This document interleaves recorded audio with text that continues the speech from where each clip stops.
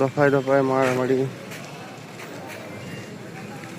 সর্বশেষ পরিস্থিতি ডুয়েটের। এখানে সাংবাদিকরা এসেছে অনেক, এখন একটু মূলত পরিস্থিতি স্বাভাবিক আছে। হ্যাঁ, দেখতে পাচ্ছি রক্তাক্ত হয়ে গেছে ডুয়েট। ডুয়েটের আজ অবস্থা খুবই করুণ ছিল। আবার নিউজ রিপোর্টাররা এসেছেন।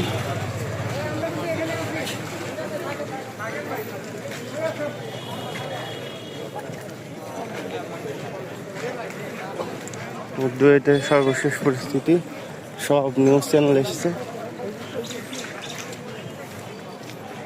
ইট পাটকেলে ছেড়ে গেছে।